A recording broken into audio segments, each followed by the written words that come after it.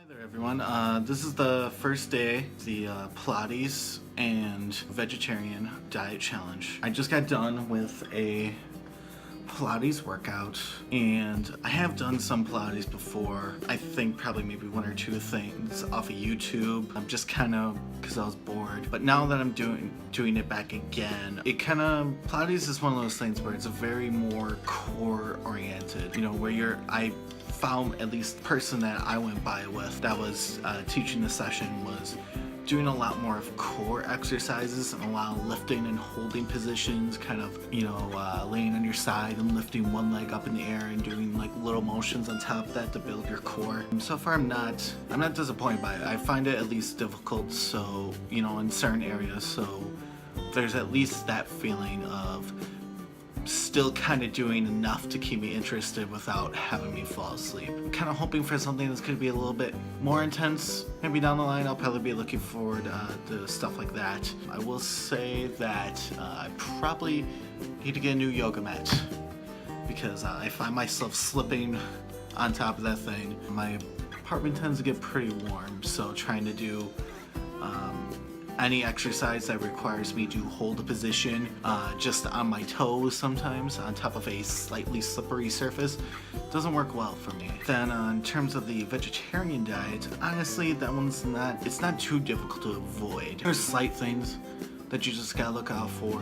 It's not quite like veganism where there's a lot more stuff you have to look out for. So far I just had like some soup, you know, and some juice. The only thing is just looking at the soups on the back to make sure that there's no beef broth or anything like that in there, because it's not quite vegetarian, it turns out.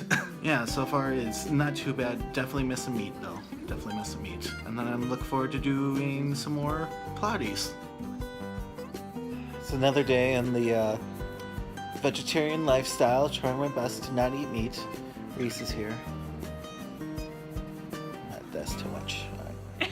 More of me, the real star. So I've just been trying my best to stay vegetarian, having a lot of cravings. Find myself having to do a lot of workarounds to prepare basic meals for myself. Me and Reese shared a hamburger helper meal with some soy-based protein. It was edible.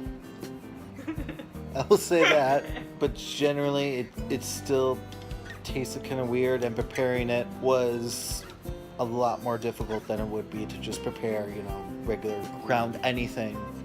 Because when it's already brown and it tells you to cook until brown, you don't really know where to go from there. So you just kind of generally cook it to whatever length you can, which, you know, isn't too bad because, you know, unlike beef, eating raw soy is not going to destroy your insides, so there's at least that.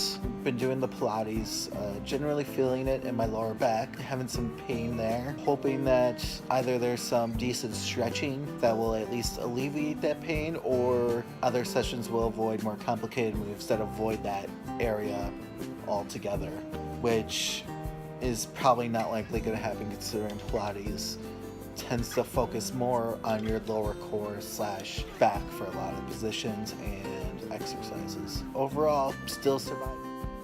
It's just another day doing Pilates and doing the whole vegan thing. Pilates has been tough, but not in the way that I expected or kind of like.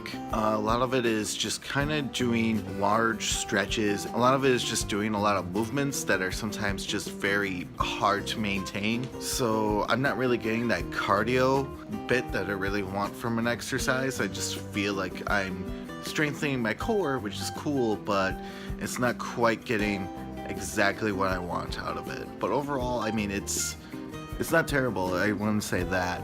It's just very, it's not a very versatile exercise program.